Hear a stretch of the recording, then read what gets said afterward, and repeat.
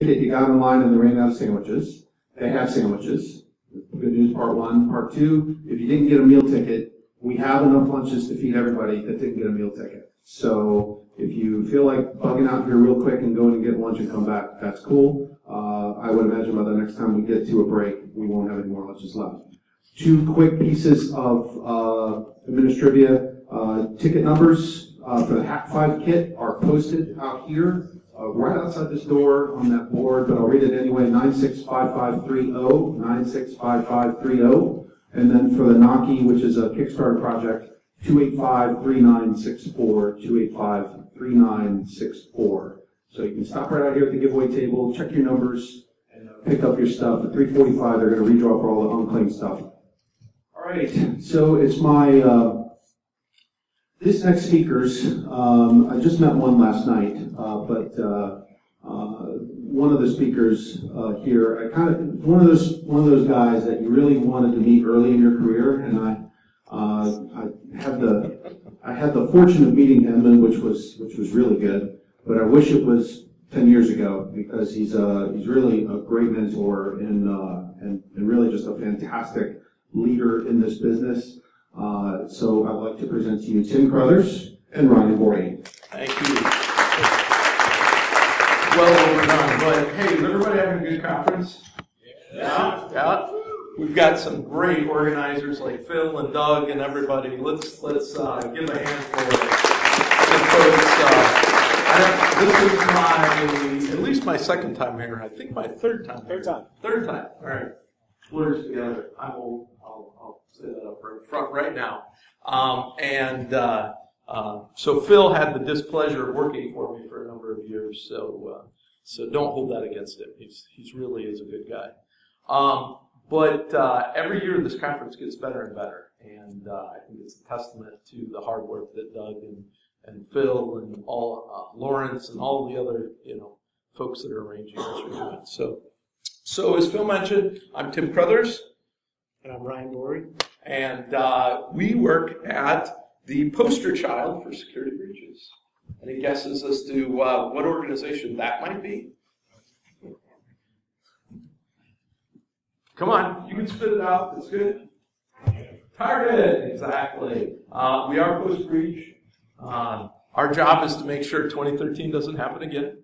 But one of the things that we've been working on is just lots and lots of ways to tackle stuff. And one of the things, unless you've been living under a rock, right, as the prior speaker highlighted, right, the ransomware has just absolutely exploded.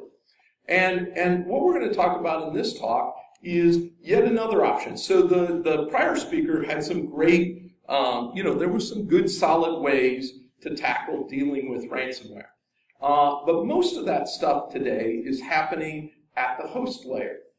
And so I've been doing this a long time, right? And I like ruining bad guys' days. So I've done red, I've been on the offense, but I love blue. I love defense. To me, defense is much more interesting. It's much harder, and thus ultimately much more worth doing, in my opinion. And nothing as a defender makes my day like ruining a bad guy's day. And so what we're going to talk about this afternoon is just some ideas. This is not a silver bullet, as I hope everybody here realizes. Despite every vendor claim that will ever happen, there never will be a silver bullet. It's always going to be people, process, and technology. What we're trying to do is give you some concrete additional methods for tackling this. And this is really a credit to Ryan. Ryan was responding to an incident on this and came up with the core of this idea that we'll be talking about. So ransomware, let me just give you a little bit of stats. So we track a lot of malware. So what I did was I went out and I've been kind of gathering samples because I'm an old school reverse engineer guy. I like to take samples and look at them and see what they're doing, right, and analyze them. So this is as of the end of August. Over here on your left-hand side, right, those are the distinct different hashed versions of those different pieces of ransomware. Those are just the top families, okay? On the right here are kind of your standard cybercrime toolkit stuff.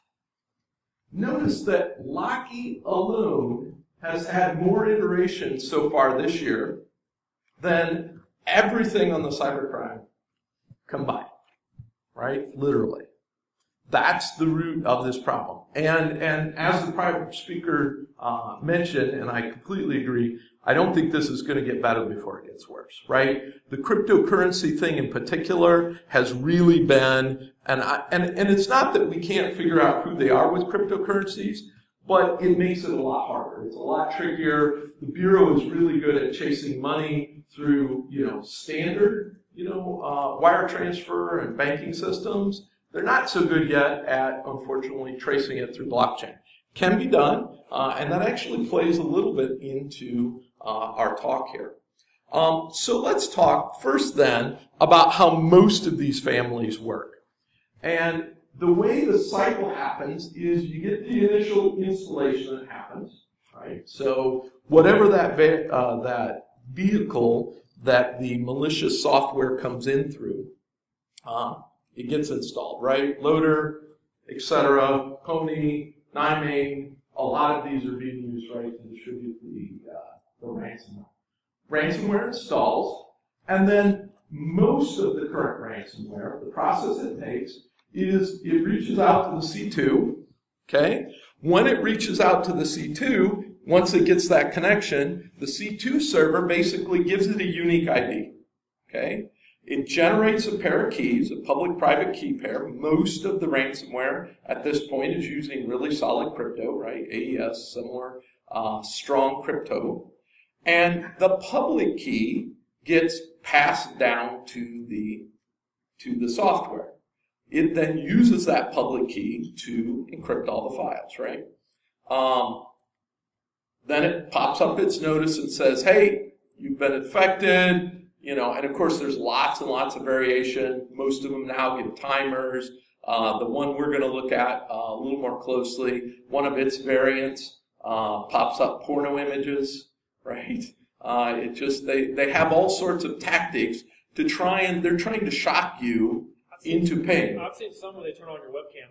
Absolutely, right? It looks like we're recording you. Absolutely. Anything they can do, and they're going to continue to iterate that, right? Where they're trying to shock you into, right? Because what do as people? We make poor choices when we panic, right? And so they're trying to get you to panic. Oh crap, I'm screwed. Okay, I'm just going to pay, right?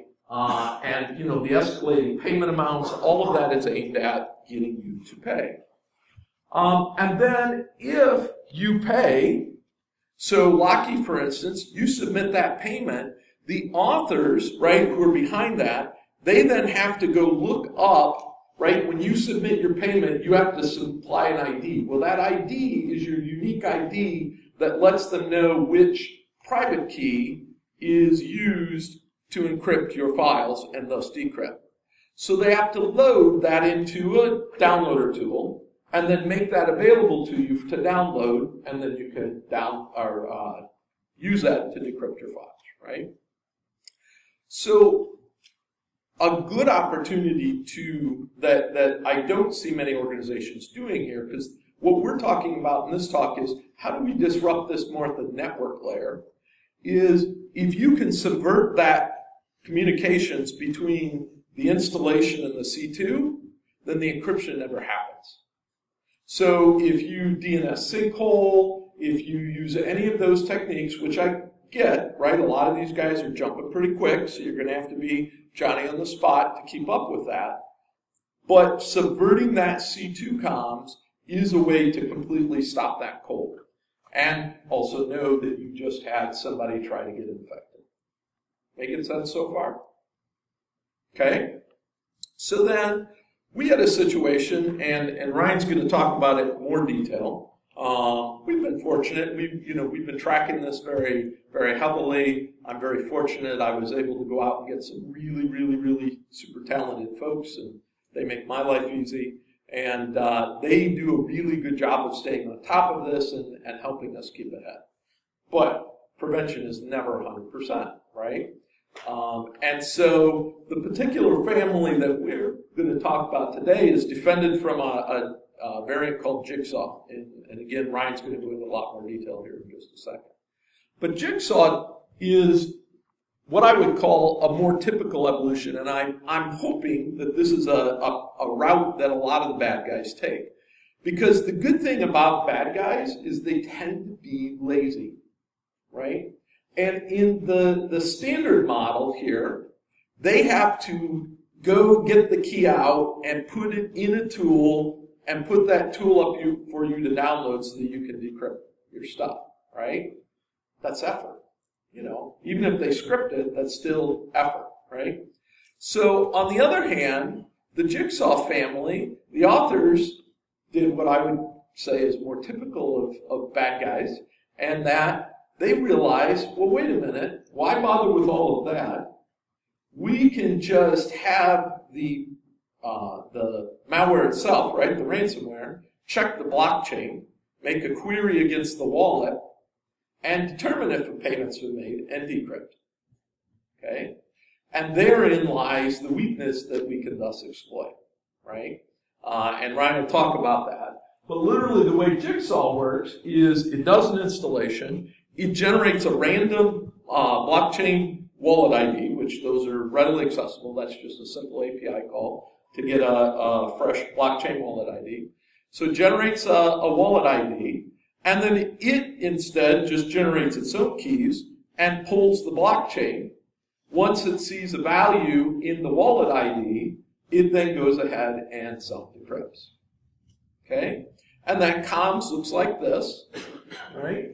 So that's just a query. There's several ways, if you're not familiar with cryptocurrency. So Bitcoin, there's what's called master blockchain. Okay? So the point of the cryptocurrencies is anonymity, but it's not to prevent people from being able to see transactions. Part of the transparency around the cryptocurrency is transparency. Matter of fact, there's a talk going on during this slot that I'm looking forward to seeing on YouTube, talking about analyzing the transactions in the blockchain, right? You can go out and look at the blockchain, which, by the way, is a really good way of tracking how successful a lot of these ransomware actors are, because they put their wallet IDs in the ransomware stuff. All you've got to do is query the blockchain for transactions to those wallet IDs, and you know exactly how much money they're making. Oh, and then you can see the transactions going from that wallet to another wallet and to another wallet until they consolidate. So lots of interesting ways for figuring out who are the actors kind of coalescing, because interestingly enough, a lot of the different families of ransomware, when you follow the money through the blockchain transactions, all ends up in the same place. But that's a separate talk, and not our focus for today. So makes this query, right? So at this point, I think I'll let Ryan pick up the story with what happened and do some explaining on how it came to the next step. All right. Thanks, Tim. So what happened is we had a team member who received a spear phishing email that was very well crafted, and they had clicked a link in that email, and eventually this downloaded onto the machine and executed. So this is a version of Jigsaw. It's actually called Hitman. And a little bit about it. I'm just going to jump out of here quick.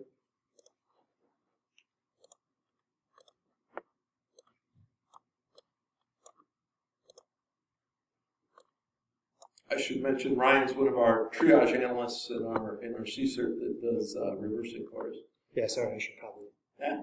So a little background. I worked at the state of Minnesota doing IT for a couple of years, and then I've been at Target now for about a year and a half, and recently started doing malware analysis.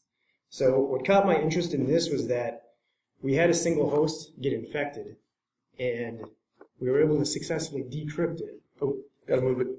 I don't have it actually up. I'm just going to actually, so for this demo. A little more. Yeah, almost, there you go. Oh, did it go back to or extended? Okay. All right. So I'm going to actually execute this while I talk a little bit, just because you'll see that it prints out, when you've been infected with ransomware. We don't have to wait for that. So when you execute this on the machine, though, you're going to get this pop-up. So that's it. Image can't be displayed. User will click OK. Now in the background, it's going through and starting to encrypt your files.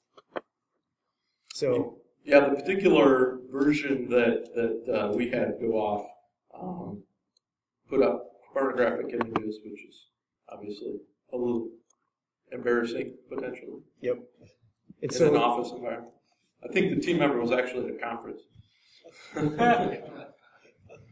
So what I did for this presentation is I just graded out, I removed that image, so you're not going to see a whole lot. You'll see the text scrolling across, but you'll get the gist of what happens. We figured we'd try not to offend everybody by showing inappropriate images. So this is written in .NET, and it is slightly obfuscated. Basically all the function names, you can't really make sense of them, they're kind of gibberish, but most of the functions you can see. So what I started doing, let's bring this over here so you can watch it.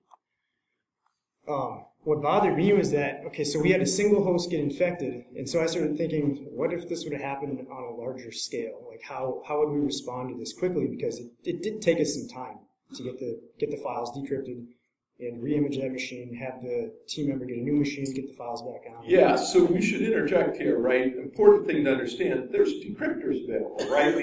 Because this tool, keeps the private, the secret key essentially on the local host, there's tools to go out and extract. The challenge with that approach, right, is that you have to do a new version for every iteration. So every time the bad guys iterate a new version, we've got to go out and build a new decryptor, right? We have to figure out, okay, where are they storing the key specifically in this new version, etc. Totally decryptable, right? We decrypted it. But to Brian's point is, how do we do this at a bigger scale, right? How do we do this so, say 1,000 people got this at once? We can decrypt across the entirety of those rather than on a one-by-one basis. Keep going. And so, sorry. It's all right. So this particular piece of ransomware, there's a lot of, so what I look for when I'm doing analysis, especially on this, was like, how can I exploit this piece of ransomware? Like, initially what caught my attention is that there was no call out, and so when I analyze this, I'll check for network traffic to see what's going on. I didn't see anything. The only option you'll see here soon is you get a pop-up saying, I submitted my payment, so I'm like, okay, well, let's see what happens, when we click that to see what kind of traffic we get. That PCAP capture that you guys saw was that traffic. And so what I realized was like, well, this is clear text. It doesn't look like it's doing any sort of encryption for the communication to that site. And so I was like, well, this might be, pretty straightforward as far as decrypting it. So I had to dig in to the .NET assembly and figure out exactly how it was working. And some things I noticed were that, so after this counts down, you can kind of see it. So you get an hour's time to pay. If you don't, it says it's going to delete 3 files. I did confirm that it will. The other thing to consider when you get hit with ransomware is, what do you do in that situation? So this one in particular, if you restart the machine, there's a check that'll check to see if it did run, which there's a file on the system that gets dropped that literally it's just going, checking for that file, checking to see if there's value in there, and it goes, oh, it ran. So if it detects that and you restart this computer, it's going to delete 10,000 files. Or sorry, 1,000 files. 1,000 files. Every time you restart. And it encrypts up to 10 million bytes, or 10 meg file, basically. So it does have some limitations. It's basically going through and looking for common files like Word docs, Excel docs. It'll encrypt temp files. I can actually just switch this real quick.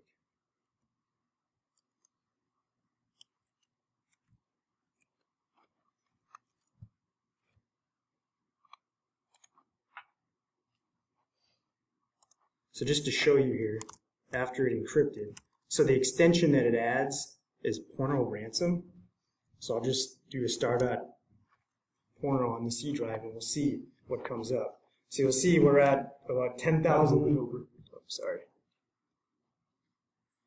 Oh, and that's the other thing. So when this team member got this, It's not very crafty in the sense that it like actually locks your screen. You could drag this and move it out of the way, but all this gray was basically adult content. So you could have just moved it down. But the thing is they want you to freak out, panic, so that you pay.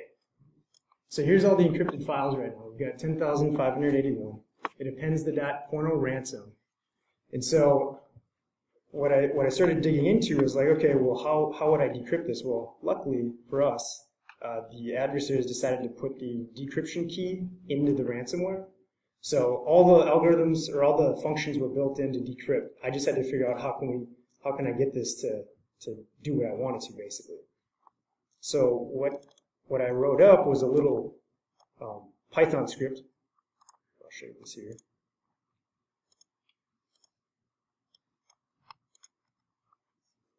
Yep, I gotta drag it over. And I'm using a mini web server. It's just, I wanted something really quick on the host. When you maximized it, moved it off. All right. Screen resolution is hard. So I wanted something just quick and easy just for testing to start out with. But I knew at some point we'd have to build something more robust, some sort of framework that would give us more capability. And basically what it does is I edit the host file to redirect traffic, and you could implement this other ways too. Redirects traffic to the domain that's going to call it to, which is the btc.blocker.io, back to the host. And then I created a web structure for that, so that when it asks, or when it requests the file, it'll basically grab those files and they're needing that JSON content. So that blockchain.io is just one of the many publicly available sites for querying the blockchain, for querying wallet IDs, right? And so what we realized with this approach is it's much more broad. So over the last several weeks, we've been testing, and I have yet to find a version of any of and there's several variants already of the Jigsaw family, the Hitman, the Porno, the et cetera, and this works for all of them. And what happens is you can just say, redirect. In this case, this is the prototype version. We'll have a version 2 that's up here, probably posted later this week, which is a little more extensible, so you can run it on any platform.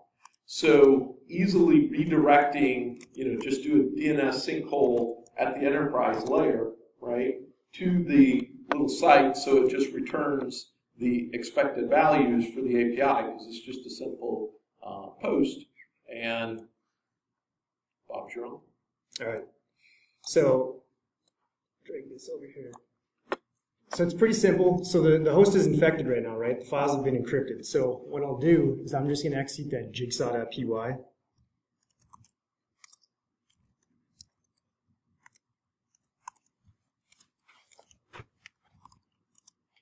And it takes 2 parameters. So typing is difficult.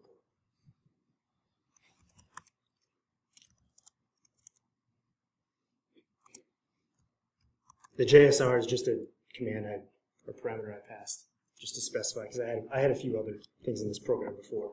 So it'll take the 2 parameters, which gotta get back to. It's really difficult. It's wallet ID. Yep. So I'll need the wallet ID and the amount. So for this one, they're asking for $150 in Bitcoin. Technically, what this will do is it'll go out and get the actual value that day, and then it's going to multiply whatever you put in to compute that to see what you get. Obviously, the Bitcoin value fluctuates. 600 and change today. So we'll paste that in, and then it's 0.4 will give us enough. And so then we'll execute this. So now it's listening for the request. And so what we can do here is, I'll show you this too. You can see the list of encrypted files, which is right there. It's essentially the same ones that I searched for. So that's a scare tactic, right? Show you, well, here's all the files that you got encrypted. Hopefully there's none that you need. So what we'll do now is we'll click this. It's going to go out. You'll see the request come in, and it's basically just going to grab the fields that I changed. So it's tricky in the sense it's kind of like a man-in-the-middle attack. it's going to grab the Bitcoin value for that day that I gave it, and then it's going to put in the 0.4, multiply it, and so it ends up being over $150, which the check in there, passes. And so then it'll call the decryption function, which passes in the built-in key, and then starts running through and decrypting all the files. The other thing I noticed, though, with this, right, you're always looking for mess-ups that your adversary makes. So it decrypts all the files, but in the process, it doesn't completely remove the extension from it. So you end up having .porno RA. So what happened was the implementation prior, when they removed the extension, they just said, okay, let's subtract 3 from it to get rid of it. Well, they basically did a subtract 4 on this, and so you have all your files that are decrypted, but you can't access them. Right. So the code was borrowed, right? Big surprise. The bad guys stole the code from somebody else, or maybe bought it. Looks like they stole it. They didn't understand it fully, right? What it's descended from, put on a 3-character extension. So dot .fun right? was the original. Dot fun, right? And so they didn't understand that code enough to remove it, left it, so it just takes off the last 4 characters instead of the entire .porno ransom that was added. Because big surprise, not all the bad guys are really good coders. Which is a benefit for me because it makes my job easier when I have to fix. That it does. All right, so I'll just rerun this search here quick. So we'd still need to do a little bit of cleanup. The files are now decrypted, but because of the bug in the code, we're going to have to take off the rest of that extension, but that's pretty easy to do in a mass read. Right? A little bit of Python code, etc. So here's all the files that have been decrypted, right? But they've still got the .porno RA extension. So again, what I did is I whipped up something quick to remove that part so that you get your files back. The problem is that when it goes to rename them, I don't know if the OS is generating new temp files and stuff. Some of the files I end up getting issues because it's already there. So I just have it write out to a file right now just to see which ones didn't actually get renamed. So toggle back to the deck if you would. Make sense? So, and as we've been continuing to dig at ransom, part of really what we're hoping to accomplish with our talk this afternoon is to get everybody thinking about additional attack, kind of vectors on a lot of this ransomware. Because as we're seeing this explosion, right, it's just continuing to, go in all sorts of directions. We're going to need some tools like this to kind of mass defeat them. The prior speaker, gave a great example with the healthcare, right, where hundreds and thousands of systems are infected, and the longer, of course, we're down, the worse it is in terms of impact to our legitimate folks. Fire back to the.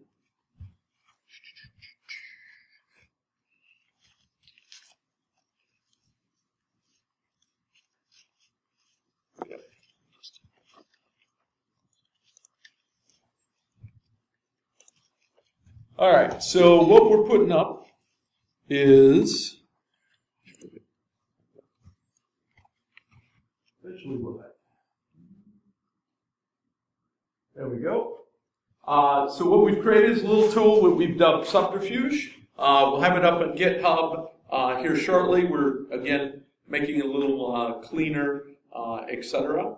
And like we said, the intent here, this really mainly works so far with the Jigsaw family, which is a bunch, to be clear. Certainly not as prevalent as Locky or some of the others. But in the sample we used, it just used a simple little DNS entry in the local DNS, right? Windows System32 etc DNS file. Redirect the URL that's going to loopback. We run this on loopback. It intercepts the API call, gives it what it expects so that it can self-decrypt. And what that ends up being then is a much better way if you've got more than one. you saw how quick that actually decrypted it. When we had this on an actual host, the decryption took about half a day. Yeah, I think With the decrypt tool, I think it was, around 4, 5, 6 hours, it feels like. I mean, one of the issues you might struggle with, depending on your environment, is getting access to that host, and then also ensuring that you don't infect other hosts while you're trying to do that. So Right. Yeah, the beauty of this, right, is then that we don't have to go track down the specific decryptor for this specific version of Jigsaw. Plus, in this case, our actual team member happened to be remote, right? She was out at a conference at the time when it happened. So with this sort of mechanism, we can do a redirect via VPN, right? Have her go ahead and click the link, yep, I paid, and it will decrypt. We ship her down a little script to take care of the rest of the cleanup, and again, then that resolves it much more cleanly. Yeah, question? Spearfish. Yeah, it was a spearfish. She was checking her email in a conference. It was a pretty decent spearfish. I would say the spearfish was actually higher quality than the code of the ransomware. But maybe I'm partial. But they're certainly distributed lots of ways. This one just happened to be distributed via spearfish. They certainly come out lots of ways.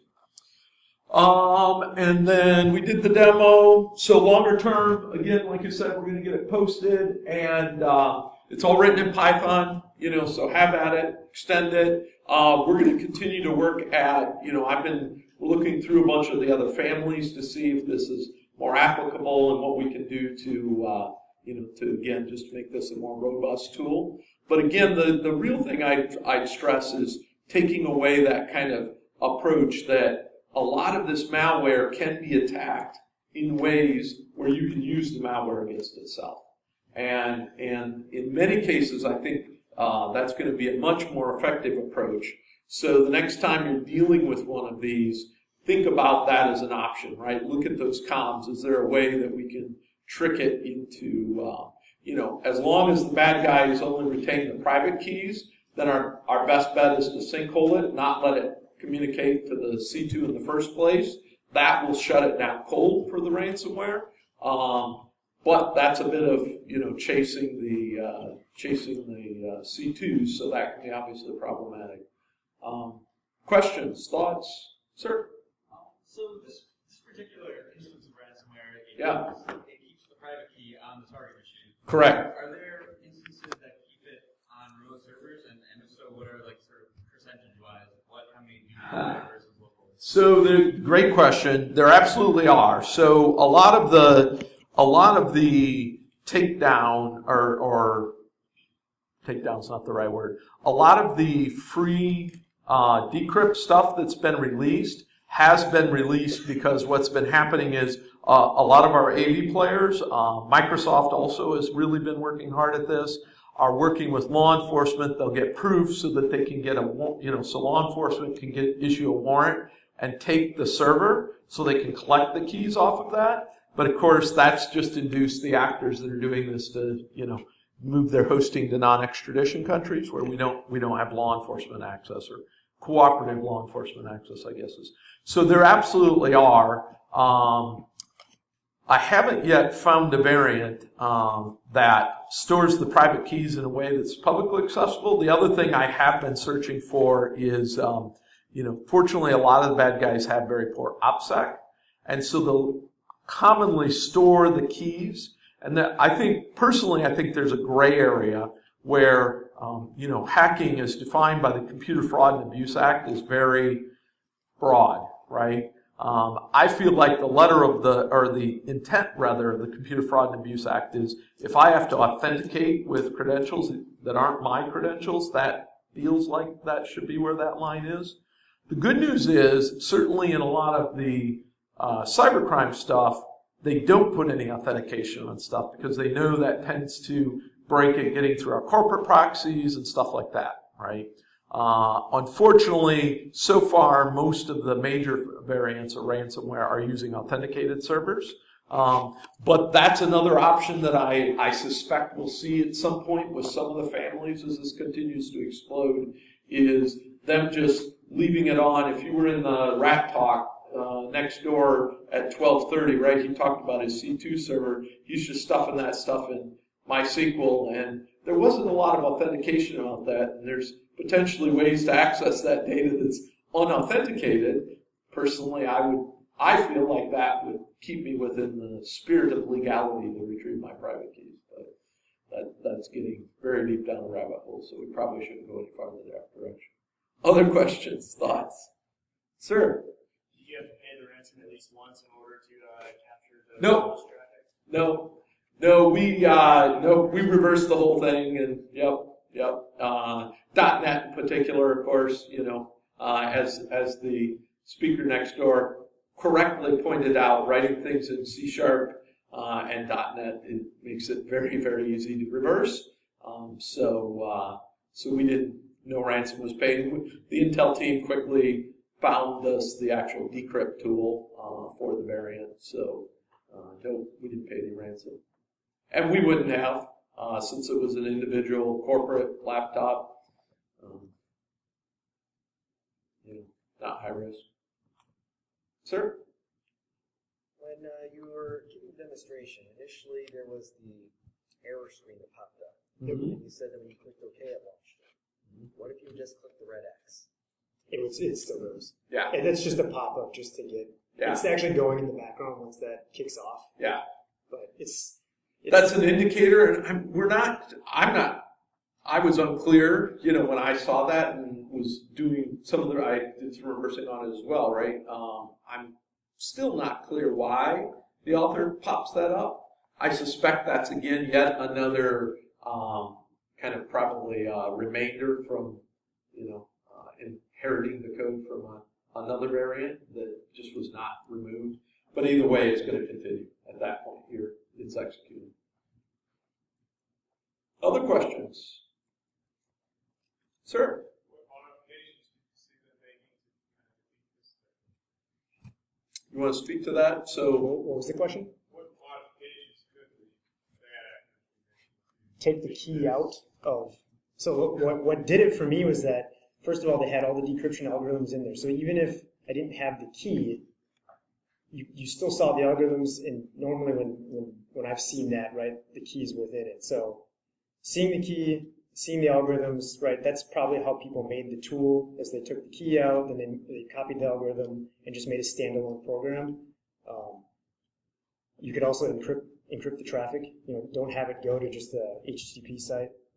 I mean, that was probably but the encrypting the traffic isn't an option in this case, right? No. Because they're making an open API call to a publicly accessible site, right? They really can't encrypt the traffic. I mean, they could run it SSL instead of plain HTTP, of course, because that site supports SSL. But then we can just break the SSL. Because they've got a query, the reason I think this has become a newer popularity, right, is it's just so much less work for the bad guy, right? With locking those, they've got to maintain the key servers and all of that kind of administrative work. The beauty of this is they're literally just spam it out, right, and sit back and pull from the wallets, right?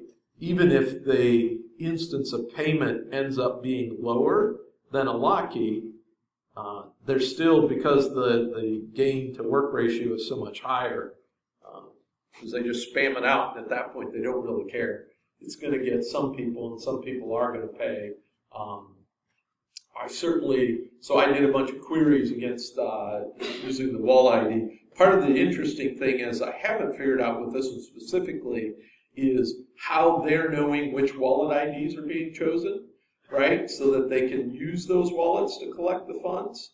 I haven't figured that component out yet in this particular variant, but I suspect once I do figure that out, that you can probably reverse the payments. If you get to the funds faster than they do when they're sweeping them. So interesting new angles. Yes.